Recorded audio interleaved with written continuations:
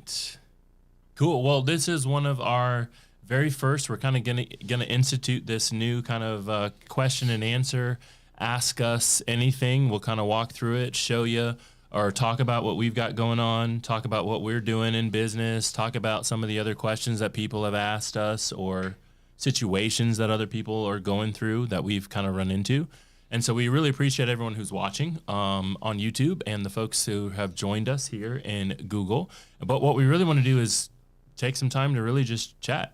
Mm-hmm. Like we just kind of want to talk, and we'll answer questions and kind of tell you what's happening. But we really want it to be personable and just kind of go and see where it takes us. Yeah, that works. The presentation's kind of a top-down helicopter view of a lot of it and everything.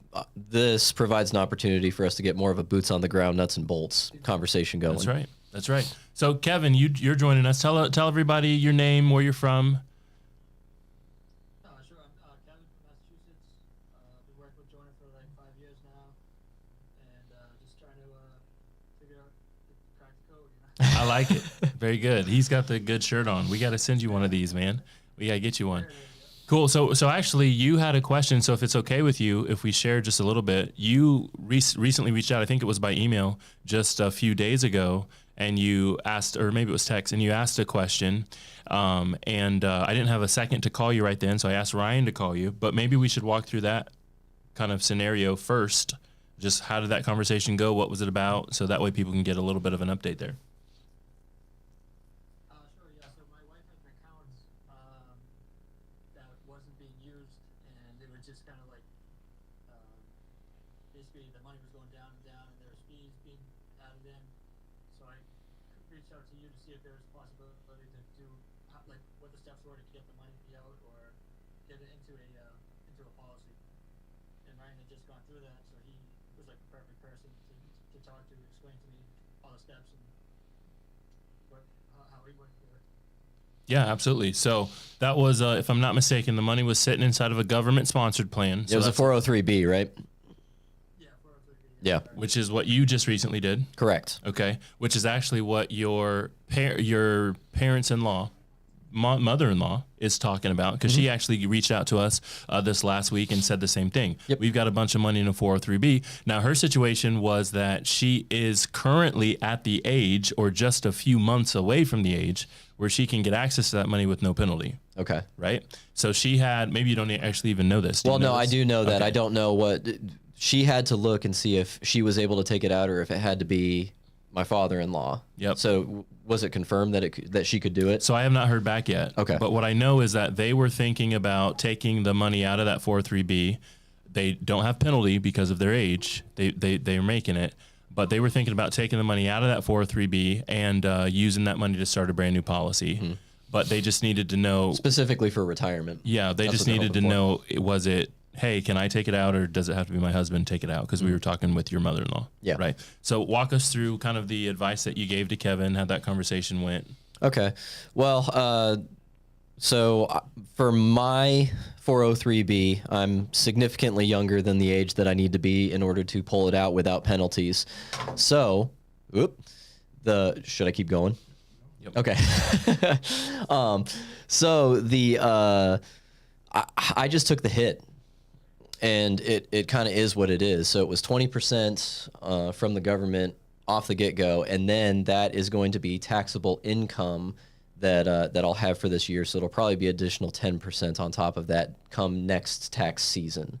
So feels kind of gross on the front end. However, in the long term, the advice that I gave to Kevin is that it actually works out better because, as Kevin said, the money's been fluctuating. I've been looking at it within the 403B, and in 2021, I lost 10 grand. And then, it's starting to slowly come back up. It's growing at a rate of 3 point whatever percent. But that 3 point whatever percent is growing off of whatever's in there. Principal, the lower principal. Exactly. So right. it's not compounding. So, in my opinion, it made a lot more sense to bring the money out. And then I started a policy in December.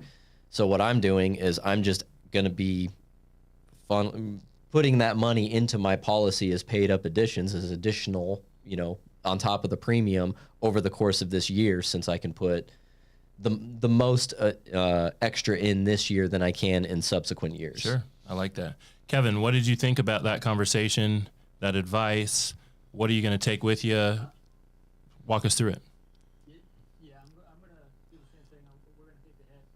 We didn't have much money in there to begin with, but it just makes more sense to have the control back and then put it into a policy and then be able to have access to it whenever we need it, not wait till we're 59 and a half because we're not anywhere near that right now. Yep.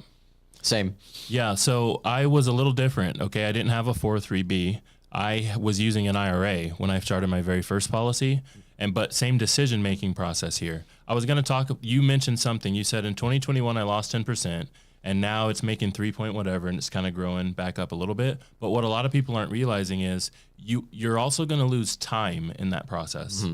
Right? Because even if so let's say it stays at 3 point whatever percent and it keeps growing year by year incrementally.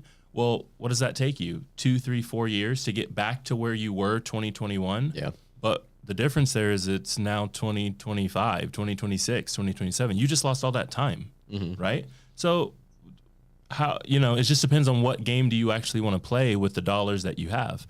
So same situation for me. So when I very first started my policy, this is back in 2015, I think my very first one started, I started to get a really good idea of what was possible inside the policy. And I had a good teacher, someone to walk me through the numbers. And so when I realized, I went, well, I don't want to keep depositing money into my IRA. I was using, so you have to forgive me, it's been a little bit of time since I was using it, but I think it's a Roth IRA, the one where you deposit after tax dollars into it. I was doing that pretty aggressively, almost every paycheck type idea. I was not using the 401k from work. I actually did used to have one at the last job, but not at the current one. I stopped doing that. I'm going to contribute money every paycheck to the IRA after tax dollars. And so that's actually what I decided to stop doing, to pull the money out of the IRA and put it into my second policy. So same situation. I think I got a 10% penalty, and then all the money I took showed up as income at the end of the year for my tax bracket or however that works. I'm not a big tax professional, so I don't know exactly how it works, but that is how that works. I know. Okay, cool. I know that there was penalty and I know that there was tax, but to me it made sense to do it that way. So that's how it goes. Cool. We've got some new folks who have joined us here on our Google Meet. So hello, all new folks. You are absolutely allowed to comment, to turn your microphones on and give us some questions, cameras on, whatever you might want to do there. This afternoon, basically what we want to do is just take time to answer your questions specifically. So we do have this streaming on YouTube for folks who want to watch, but the folks who get to participate with us are actually the folks who are here in the Google chat, in the Meet. So if you are in the Google, we've got just a fun, hello, we're talking to you. Hiya. You are totally allowed to ask us questions, and we want to answer them for you, actually. That would be really good. So Julius has a question. We do. We're gonna turn it over to you. We're gonna let you have it. I'm gonna hit open to make sure that we get to you. Okay, I think the floor is yours. I think we can hear you if you chat. Hi there. Hey, good afternoon. How are you? Thanks for having this. So, quick question. You said you had two policies, Jonah.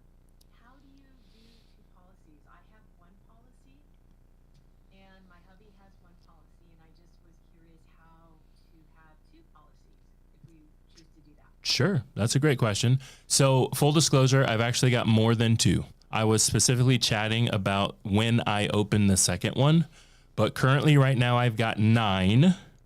Okay, that's how many I control personally in my family. You're getting started with your second. Correct. So why don't you answer first, I'll answer second, and hopefully we'll give her the answer she was looking for. Yeah. Well, the way that we did it is I took mine out on me, and then that was back in December, and now we're starting one on my wife. And so that's just going to give us the opportunity to have multiple tools in our tool belt. Sure. So, and you'll have to be specific if you want, like, no, I was really talking about how do you do it in this area or this category. So be specific. So I have one, and my husband has one. So we're good on. We established that. We don't have kids, we don't have employees. So just how did we get it done? How did you actually get up to 9, kind of, is what you're asking? Yeah. Okay. Yeah, how does she open more based on her situation? Is that what I'm hearing? Yeah, and I don't have any dependents. Okay. So that's, yeah. Cool. I like it. That's still a good question. Okay. So really how that works is like this. When you go to get life insurance, the insurance company, now again, we're using the policies for the infinite banking concept. That's why you started your policies. I know because we've chatted before in the past. But when the insurance company looks at you to say what yay or nay to getting a policy, they actually are looking at your life value or your economic value. Okay. So basically think of it in the terms of car insurance for just a second. Okay. If you drive, I don't know what you drive actually, but if you drive a Honda Civic Camry. I'm so close. Okay. You drive a Toyota Camry and the car's worth $30,000. Can you get insurance on that car for a total of $100,000 if you total it? No. No, they only give you insurance for 30 because that's what the car's worth. So for you guys, what's happening is when you go to get those insurance policies, and I know you're not really asked these questions and they're not kind of upfront because we're getting you started for infinite banking, but the insurance company is saying, well, what is your life worth? They have a number. I don't know what it is. 2 million, 3 million, 4 million. It's based on your net worth. It's based on your income. It's based on your debts. It's based on all that stuff. Health. They have a number though. They'll say, okay, you're worth 3, 4, $5 million. Well, the policy that you're applying for, your death benefit might only be $500,000, $1 million. And so what actually happens is you have room for more than one policy. You just might not have realized.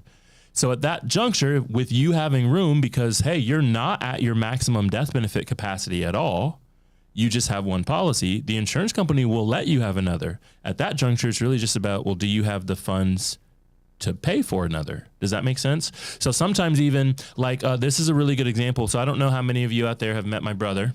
He goes by J-Do. His name is Jeremiah. So this is a really good example. Okay. He's got 4 kids. They're all really little. They're all under 9 years old. I think his oldest is 9. Okay. He's got 4 kids.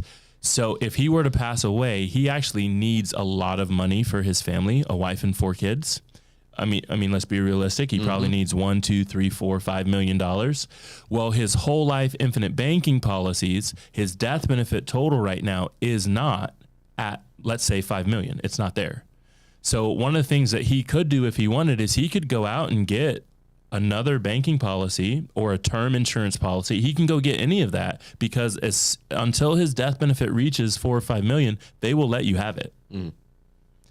So when we do banking policies, we just, you're trying to pay premium and use that money for banking, but it's really about the insurance company's only looking at what are you worth and are you hitting that number or not?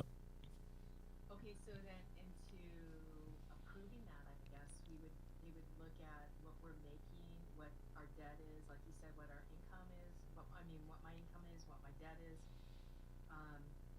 and the propensity, capacity to pay the policy, and then also my health. That's basically exactly right. Yeah. Right? They're going to determine, are you worth, so again, let's make up a number. Let's say you're worth $5 million.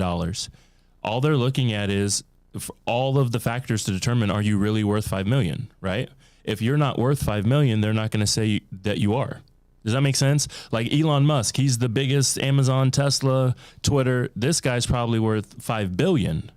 He can get as many policies as he wants until his death benefit hits 5 billion. Doesn't matter what company, they all kind of talk to each other, but a second he hits 5 billion, that's when they'll stop him, not before. So the short answer to your question is you just open another one on you or your hubby, and the insurance company is going to decide how much extra they're willing to do based on the premium you're willing to pay and everything. Yeah. And then to take out the mystery of it, the mystery of that gap, like how, for me to go actually prepared would be to show the numbers, right? Show the numbers that I make this income, I have no debt or this amount of debt, as low as debt as possible, right? And so that's how I can prepare for this and then be in really great shape. That's exactly right. That's why they ask some of those questions in the application process. So you actually, I don't know if you did it. Maybe your wife did it. You guys were doing the application process just within 48 hours ago. Yeah. So did they ask those questions? Or your wife? Yeah, did? yeah. They Okay. were asking about net worth and all that fun stuff. Oh, yeah, because you walked up to me and you said, "Hey, what should I put?" Yeah. Okay. I had to walk me through it. So we just did it like yesterday. Then Yeah. we were looking at, they asked net worth and we typed in a number, and that's what they want to know because they're trying to determine your actual death benefit number. And correct. And what if, sorry, go ahead. Correct me if I'm mistaken, but one of the other questions that they asked is if you have any pre-existing policies. Yeah. And so if that's the case, Julius, you said that yours is around 5 years. Is that what you said? I think it's July. No, Oh. yeah, I have a policy, but Oh, okay. I don't know what you mean by 5 years. Okay. That might have been Kevin. Regardless. It was Kevin. Yep. Okay, gotcha. But correct me if I'm mistaken, but the longer you have a policy in effect, that counts toward your net worth, right? Yeah. Yeah, absolutely. So, if it's going to be several years from now or whatever that looks like, I mean, that the more you are making within your policies, the higher that number goes over the course of time. Yep. Very, very good. Yeah, a lot of people don't realize that because it's like, well, if you get a banking policy and then you use your cash values to pay down debt, to buy those assets, to do stuff like that, all you're actually doing is increasing your net worth, which then in turn means you could get more policies going if you wanted to because you're worth more now. Okay, that is so great. And then with that, the one thing I can see that may be, I don't know if it's a disadvantage or however you want to word it, it'd be my age. That's all. Even though I can prove my health is really great, is age going to be like a certain number, like if it's over 50 or over 55? Is that... So in what way are you thinking that your age would impact?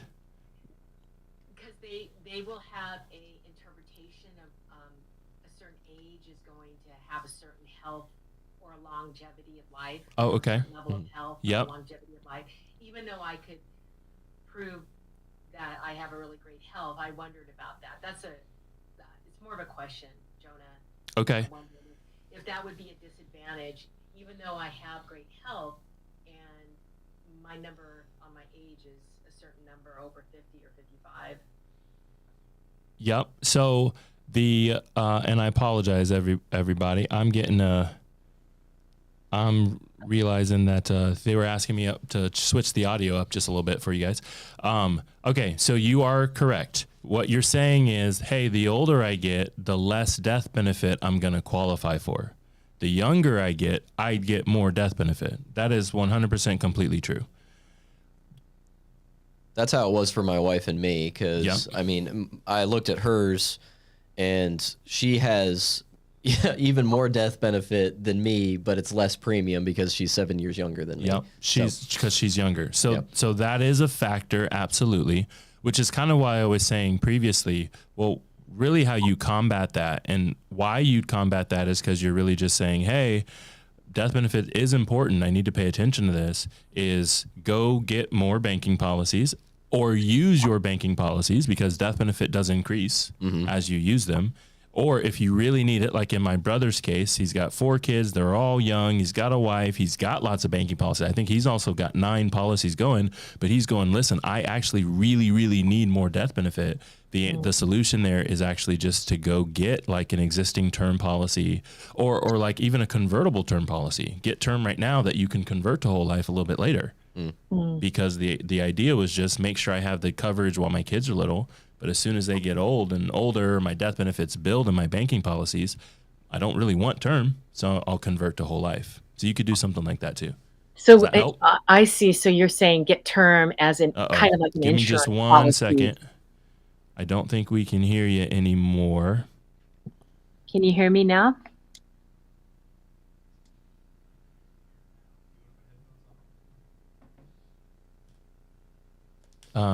Sure. Are they going to come through the headphones? I don't want to miss them. Okay. Can we hear you now? Can you hear me? I can hear you. Oh, but then we can only hear one. We got 2 people. I know Kevin's Give me mic is just still one second. I on. apologize, Yeah. everybody. Quick technical difficulty. There you go.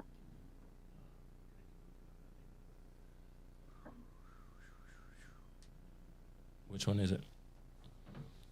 I can hear you guys too.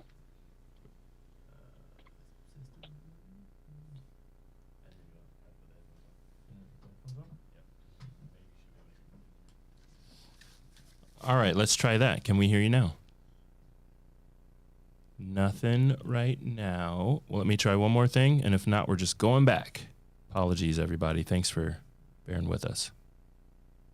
Okay, what about that? Nope, I don't think we can hear anybody. Nope. I'm going to go back. Well, I can't hear anybody.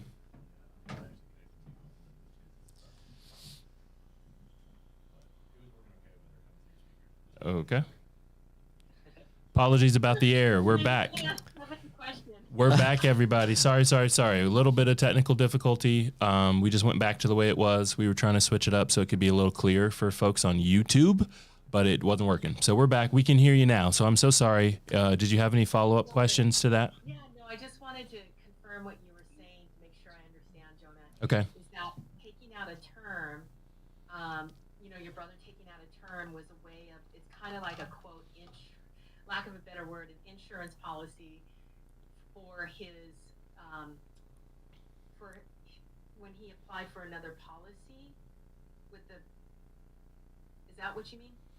Because there's two different, there's term and there's whole life, and you were saying he took out a term, so that could actually, it's kind of like building an insurance policy into his having another whole life policy.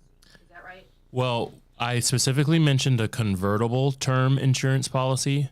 And basically, the word convertible just means it's going to start as term, but you can change it later, convert it later to whole life. Why would you do something like that? The answer is term will give you a significant amount of death benefit. So if you need the death benefit, that might be an option that you want to look at. A lot of times when people start with infinite banking, we're not really concerned with death benefit. But if you need death benefit, then maybe consider convertible term so you can have the term while you need it and then convert to whole life a little bit later. That's really what I was saying. Does that make sense? I didn't really say why I would get another couple of policies, but I think it's building up the capacity for being my own banker and loaning and investing and then paying myself back and just having that, elevating that capacity, expanding that capacity. There you go. Absolutely. So we got a question that came in from YouTube. Ryan, I'm going to let you read it. All right. This is from Matthew Delgado.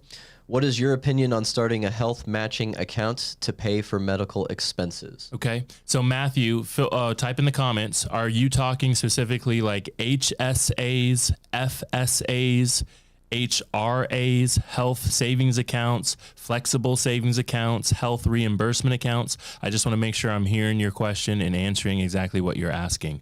I'll give you just a second so you can type in the comments whether or not I'm on the right topic. And then if I am, I will absolutely answer that. So we'll see what he says. Again, he's asking just our opinion on, he said health matching accounts to pay for medical expenses. I haven't specifically heard of matching accounts before. Have you? No. Okay. So I just wanted to make sure I'm not missing it. Yeah, but let me talk a little bit about my opinion on those. So I like them. Okay. So realistically, here's kind of how I would deem that. Here's how I talk about it. Let's say something medical in your life happens. You have to pay for it. Yes? Yes. So what are our payment options? Are you asking me? Yeah. Okay.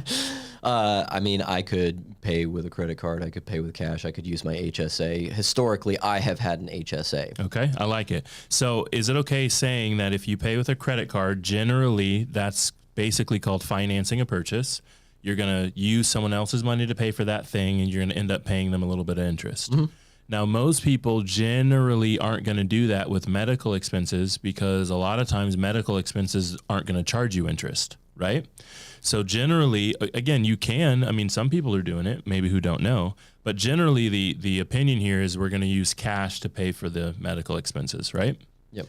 Okay, cool. With a lot of these HSA, FSA, HRAs, the things that I'm familiar with, what really is happening is you're allowed to, again, it's still your cash that you're paying for the medical expense, but a lot of times the IRS at the end of the year will let you deduct that from your earned income. You can take that directly off your W-2 income, or if you're using the HRA, which is more like the business side of it, you can take that right off of earned income from your LLC. Okay. So for me, that's going to be a big thumbs up. So Matthew, he said health matching account. So Health it's a bit matching different account. from those, the other accounts that have been mentioned. Okay, cool. So Matthew, you'll have to forgive me. I'm not actually super familiar with a health matching account.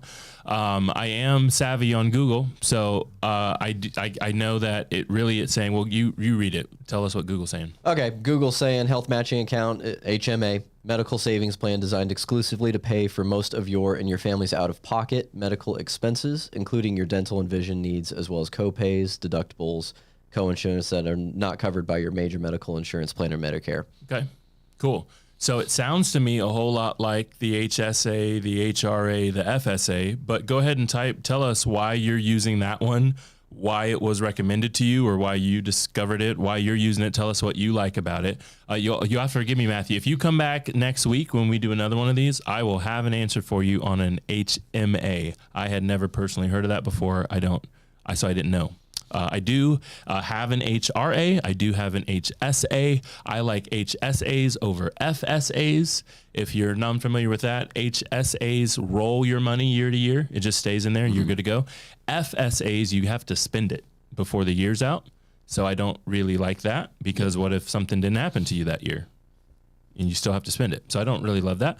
But I do like that they'll take down your income, and then from there, you can use the money like you were going to have to anyway to pay for those medical expenses.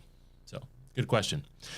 Okay. I don't think we've got any more coming in from YouTube currently. So I want to go back to our Zoom audience here, or our Google audience, apologies, and say, hey, we'd love to hear your questions. It's kind of an ask us anything question and answer. We want to chat with you about infinite banking, the infinite banking concept, about policy design, about using policies, about what we did recently. Just kind of ask us something and we'll jump into it if you've got something. Matthew, put one more comment on there for us.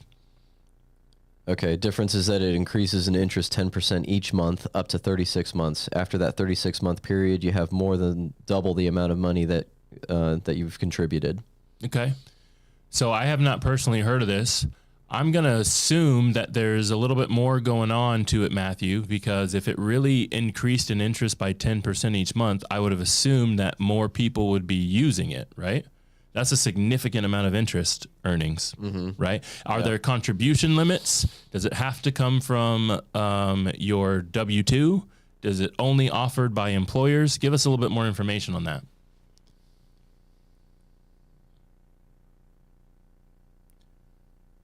And for our Google audience here, any other questions? Hands up, hands down, questions about infinite banking. If not, we can actually chat a little bit about what we've been doing in our policies recently. See if that sparks something from you. But we heard from Kevin. We heard from Miss Ellis. Anyone else have a question, concern?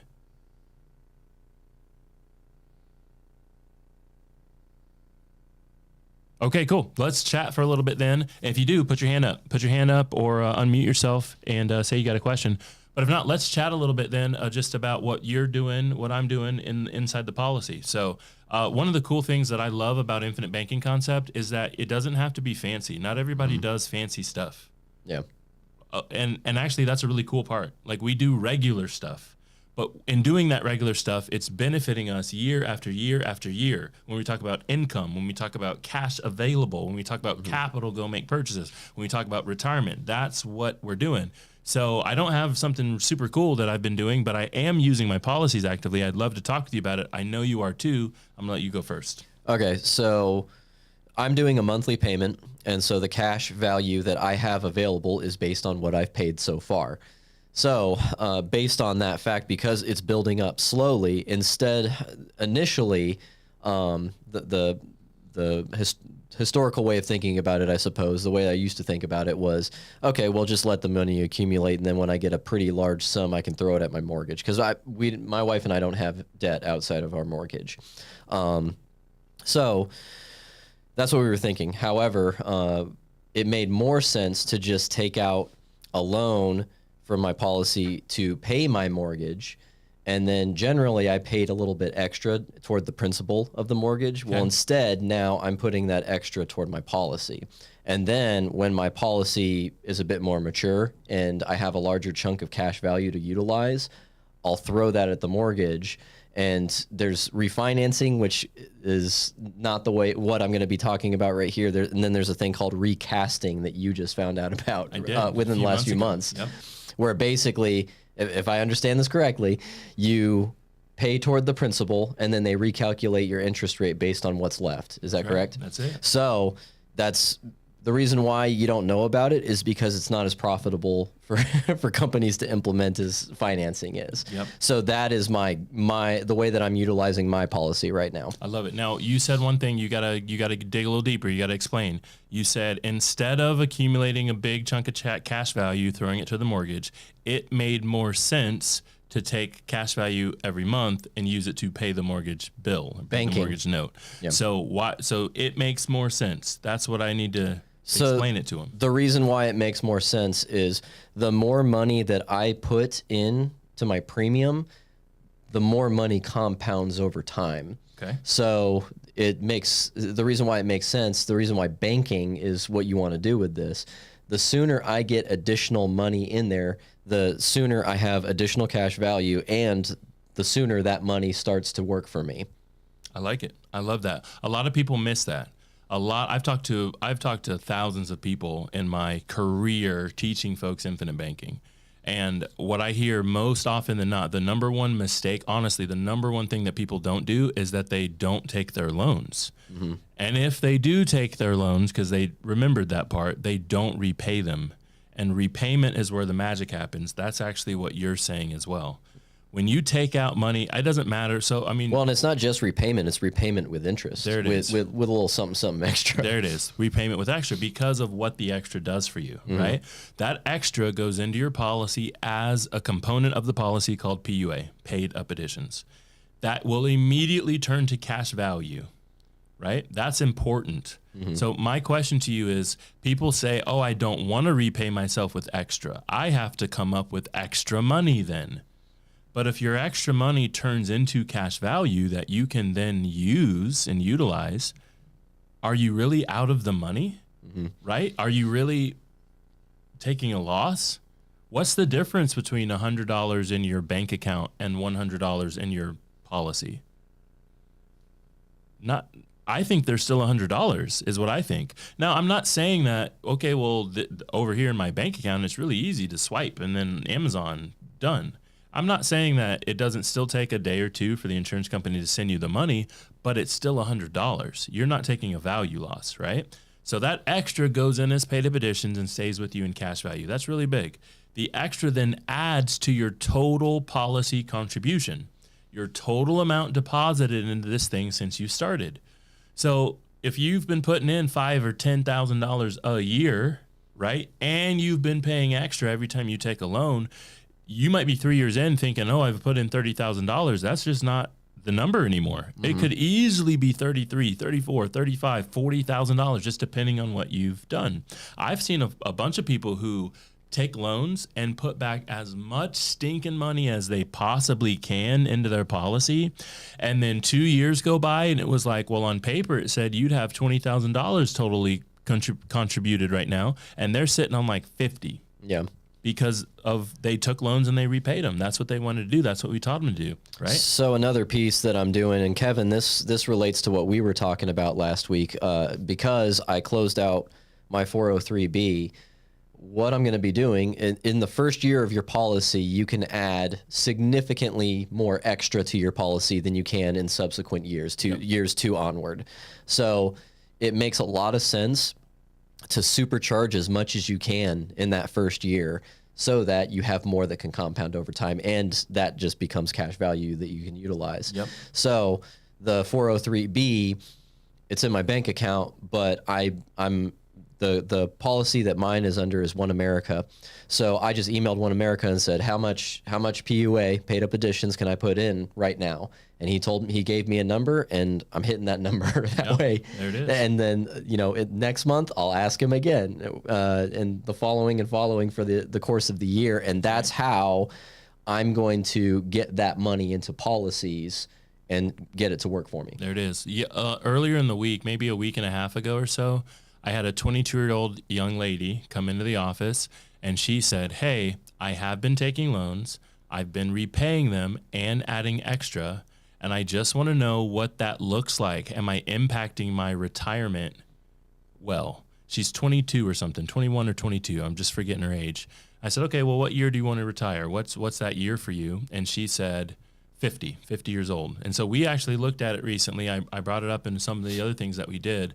But her total extra that she had put in was $2,000 or $2,500 extra that she had put in. She'd only had her policy for a year and a half, like $2,500 extra that she put in.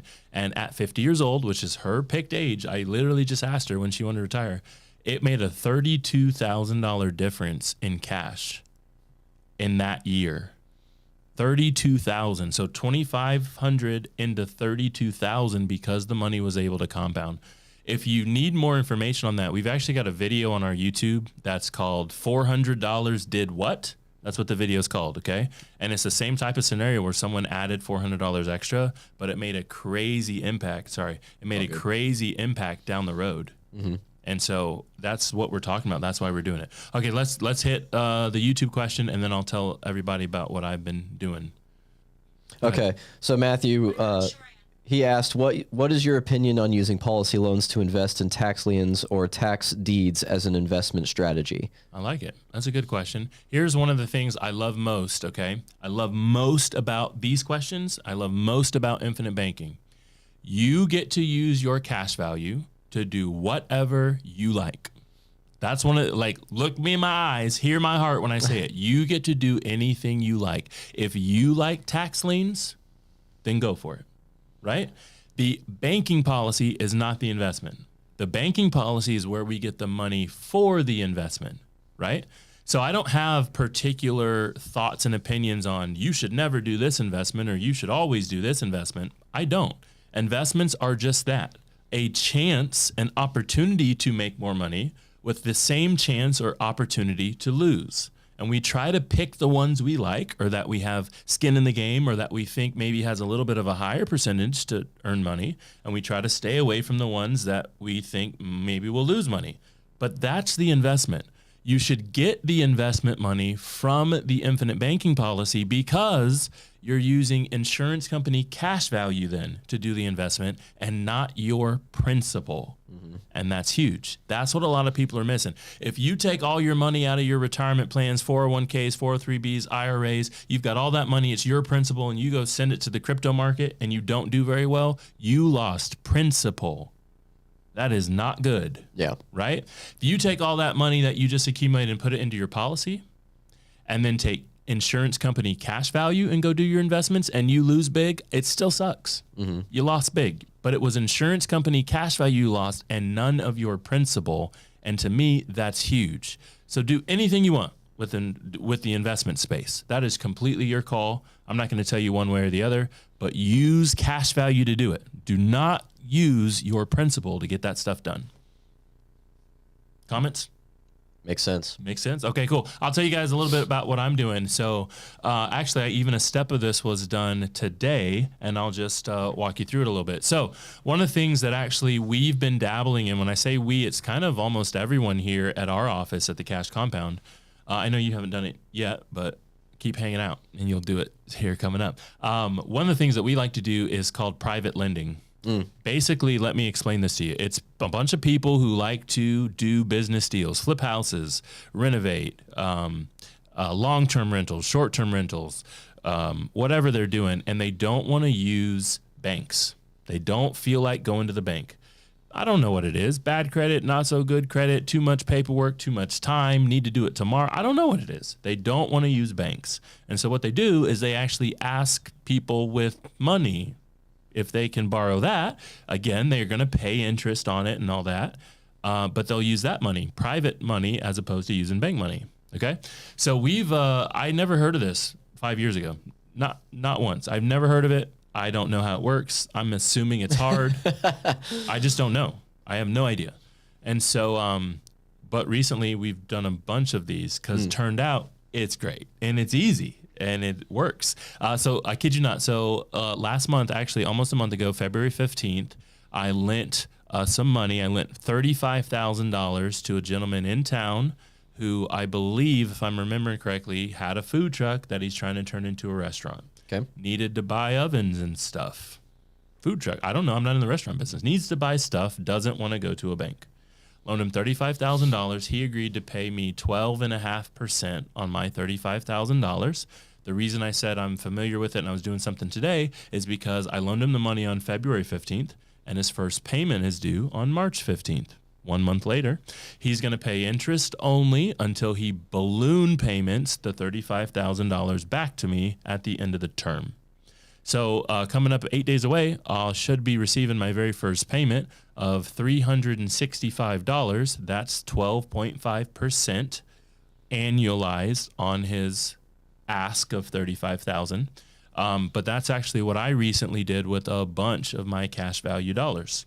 To me, great deal.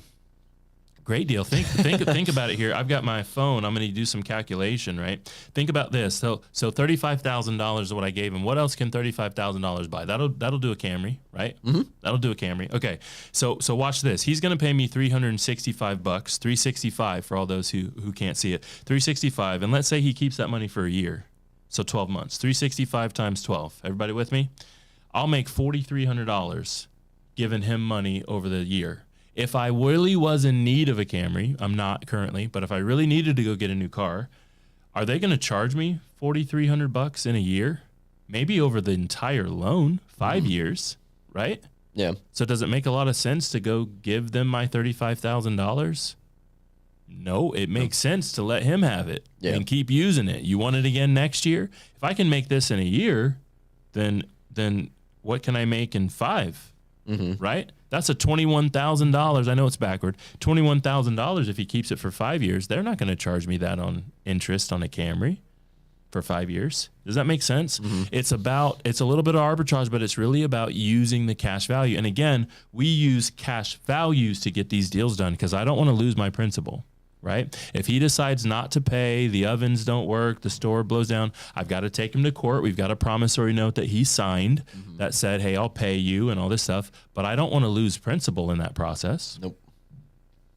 I'll use someone else's money to earn, right? For the potential of earning. There's still risk. There's always risk. Yeah. It's an investment. I don't know the gentleman well. Again, he signed a note. It's a note we had looked over by the lawyers. I'm in first position, all that stuff, but I don't know him. So I don't know if he's going to pay. So there's always a little bit of risk. But what we've learned is the private lending space has a lot lower risk than some of these other things and investments that are happening outside. So that's something that I've been doing with my money. Again, that was just a month ago. First payment due in 8 days. We have another gentleman we just did a podcast with. So if you're on our YouTube channel, go back and watch the episode that Jeremiah just did with Randy Solomon. He actually asked us for some money as well, private lending deal to buy a property on Lake Hartwell. And Jeremiah just did a whole podcast episode with him because we loaned him that money as well. So, okay, we've got more YouTube questions, man. Read them for us. Okay, so Kevin, meaning... we got to scroll up a little bit to see Kevin's first part of his question. We can find it. Okay, just agreeing and responding to something. Okay, Kevin Rivera, we're reading yours. Go ahead. Meaning, because then if it all goes in, I won't have the money to pay back the loan. Meaning if it all goes in, I won't have the money to pay back the loan. Do you remember what we were chatting about where you might have said that? This isn't in regards to the investments, is it? I don't know. Kevin, if you're agreeing with us, thumbs up. We like it. But if you are asking a question, type it one more time. Let us get a little more specific on what you're asking so we can answer it. In the meantime, rewinding back to that young lady that you worked with, and she saw how her numbers increased for putting an additional $2,500 in. $32,000 increase over a $2,500 net injection in the last year and 6 months. That's something that I definitely want to do. And I just started mine. So what does that process look like? If, let's say, a year from now, I want to be able to compare the numbers and just see what my policy is doing for me, do I just reach out to One America, or That's a how good does that question. work? Yeah. So when you I'm actually asking this. This isn't when you start your insurance policy, you get something emailed to you. Normally, you can get a physical copy or just print it, I guess, called a policy illustration. Mm-hmm. That policy illustration has a date on it. It's important. It's more than likely dated the day your policy started or sometime within the last 30 days before your policy started. So it's basically like, this is the numbers that we are saying thumbs up for, signed, dated, stamped. This is your policy illustration. So in order to compare what has happened in your policy versus where you started, we need a new policy illustration. You just need one dated recent. Yeah. Again, March 7th. Exactly. There you go. So your original's dated December 2022. If you were to get one right now, it'd be dated March of 2023. Yeah. Now, would it be any different? The question is, what have you done to make it different in those last 4 months? I have banked with it. There you go. Does that make sense to you? Mm-hmm. So if you haven't done That's why I want to see the difference. If you haven't done anything in a year, 2 years, 3 years, and you're asking for an update, no point. it's going to be the same. There's no update. And that policy illustration is also saying you can take out all those loans. That's still no update for the insurance company. Mm-hmm. When they made that illustration, the original, they're literally saying, no, you can have all those loans. Yeah. That's still no update. You've got to repay those loans with the extra, with the secret sauce, with the magic to make a difference. And as soon as you do that, you can get a new policy illustration. Now, the insurance company will normally only make you one at your anniversary date. Okay. But if you call us, we can probably get you one a little earlier or a little later. Cool. So we'd be happy to help. And then all you do is look at the numbers. You compare. If at year 50, I don't know in yours what year you want to look at. You can look at year tomorrow, right? Next year, 2 years from now, 5 years from now, 50 years from now. But if you look at 50 years from now and it said your total cash was going to be $200,000, and then you got a new one and you look at 50 years from now and it says your total cash will be $250,000, then and it's both in the guaranteed side of the sheet, then I've got to say, well, what you did in the last however much time generated a $50,000 increase in cash in this thing. Yep. Right. And that's what we did for the young lady. She was a year and 6 months in. So I got her a brand new one. We looked at it. Here's the original. Here's the new one. This one says 72,000, I think. And the new one said 107. Somewhere. Something around that. I like don't remember that. the number specifically. Mixing it up. But okay, we got Sean on the YouTube.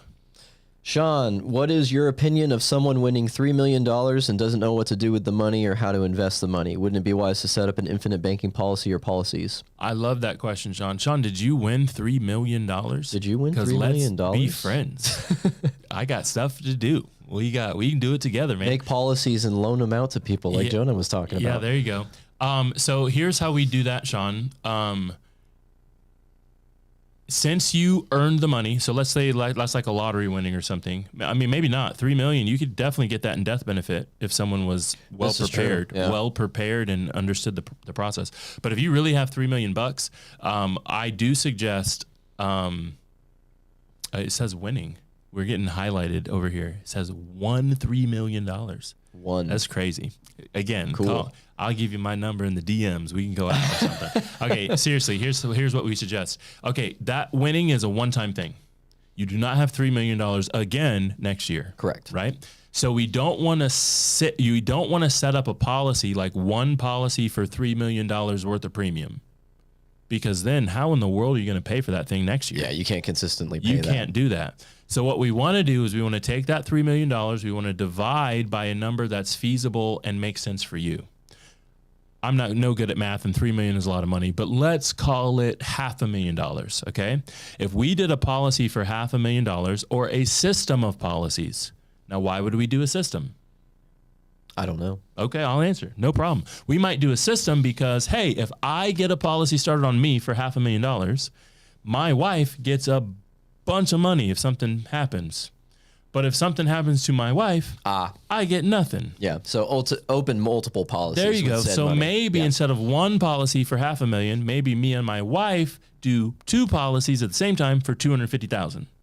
Same deal for cash value, but very different deal if something happens to us. Yeah. Does that make sense? Yep. Maybe you've got 2 kids like me, a third one on the way. So maybe I'm actually doing 5 policies at $50,000 a piece. Same deal for cash value, but very different if something happens to my kiddos. Yeah. Make sense? That's why you do a system. Okay. But anyway, what we're going to do is we're going to split the number, and then we're going to pay into those policies for those subsequent years. So $500,000, 1 million, 1.5, 2 million, 2.5, 3 million. You've got enough money to fund those policies for 6 years. So what we'd probably do is we'd tell the insurance company to stop expecting money after 6 years because you're going to run out. Yeah. But then we're going to have you use all of that cash value the whole time. So again, it's a little bit of a misconception. If I win $3 million, everybody's going to go buy a new house, go buy a new car, right? And they're thinking, oh, if I give the money to my policy, I can't do that. It's not true. Yeah. Both and. Both and. You're going to be able to use the insurance company's cash value to go buy your new car and new house, still keeping your principal. That's just so big. So that's generally how we do it. If you win a bunch of money, no, it is not start one big policy. That would be goofy. You should ratchet the number down to something manageable. You should pay into that policy year after year. If you run out of money at the 5th, 6th, 7th year, just tell the insurance company that up front. I'm out of money. I don't want to pay anymore. And then they'll set your policy up that way. It's called a paid up policy or paid for policy. And then use the cash value, start banking. You're going to keep your principal. You're going to have all the cash value. That's an awesome way to start. Yeah. That's how it was. Great question. All right, so Kevin's back on. He says, I'm looking for ways to add policies or add to my policy, looking to keep any more of my paycheck money and use it. I'd like to increase allowances on my tax deductions to lower the amount deducted, such that I put that money to work and use the policy to pay my tax bill at the end of the year. I like it. Let's just take it line by line. Yeah. So he says, I'm looking for ways to add policies or add to my policies. So give him an answer for adding policies. How are you going to add policies? So there's 2 ways you can do it. You can do it on family members, so spouse, kids, grandkids, whatever that looks like. So you could open new policies on them, create your system like Jonah was talking about, or you could have the insurance company calculate another one on you, which we talked with Miss Ellis about that earlier. There's a number attached to you as a human being, and the insurance company, when they created your original policy, if you have one, it looks like you might already have one. They have a number that they've calculated, but the death benefit they gave you is less than whatever that number is. So you still have wiggle room for more policies. Yep. And if you're nervous about money, which I think might be a little bit of his question, I'm trying to lower tax deduction. I'm trying to get as much tax write-off off, keep a bunch of extra money so then I can use the extra money for policies. And so the answer there is actually keep going on the path that you're going. Keep asking those questions. Keep discovering new opportunities to keep money in your family. But at the same time, we've got another video. Stink. I'm gonna forget the name of it, Kevin. This video specifically for you. So what I'm gonna do is I'm gonna find the video. I'm gonna send it to you. It's on YouTube, where I walk through an investment opportunity with someone who used a policy versus someone who did not use their policy. Same investment, same numbers, it's like think about twin sisters, twin brothers. One person did the investment with their policy, one person did not do the investment with the policy. And the difference comes down to tax liability, because the person who did not use their policy has a bigger tax liability than the person that does. The person that used their policy is allowed to repay the loan they got from the insurance company with interest extra, like we've been talking about, and interest is written off. And so you don't have as much taxable gain as the person who used money out of their pocket. Gotcha. That makes sense? I have to repay a loan. They didn't ask who it was to. It's me. Yeah. I have to pay interest. I'm getting it. I'm getting all that extra. But now I don't have as much taxable gain as the person who had to use their money out of the pocket. That video is called... Nope, those aren't it. Those aren't it. We got a guy in the back who's who's typing them up for us, trying to help us out. So Kevin, I got to go find it. I'm forgetting what the name of that YouTube video is, but I will send it to you. And then last comment here, and we're actually going to wrap up today. We appreciate you guys joining in and chatting with us. We'll do more of these actually, because we just want to answer questions. But Kevin says, wondering about a formula to calculate how much to add to the policy. Since if I take extra money gained by, since if I take the extra money gained by making the change, can't all go because I need funds to pay back the loan used for taxes. I'm getting a little confused there. But what I was thinking you were asking is, how much extra should I repay? And if that's your question, we normally set it up similarly to a bank would charge. So for instance, if you borrowed $1,000 or $10,000 from your policy, what I would ask is, what did you spend it on? If your answer is a golf cart, taxes, I'd say, if you did not use the money from your policy, what would the golf cart company or the IRS charged you? And that's what you should repay. And then if you're wondering, no, I get that, but I want to repay more into my policy, you can do what Ryan said earlier, actually, and just email or call your insurance company and ask them.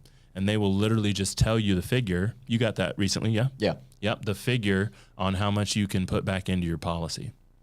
So hopefully we got those questions. If I did not get your question, or you're thinking that you have questions, here's what you should do. Email us, please. We will answer them. I promise you. Email us at help, H-E-L-P, help@thecashcompound.com. We will absolutely answer your questions. Thank you guys so much for joining us. We do really appreciate it. We are going to do more of these where we sit and talk and answer your questions. You'll get some different coaches from our team, some different folks, so just in case you want a little bit of a different perspective about it. But we really do appreciate your time. Thank you guys so much. Yeah, thank you very much for coming, guys. Have a wonderful rest of your day. Yeah. Thanks, folks, down here on the Google.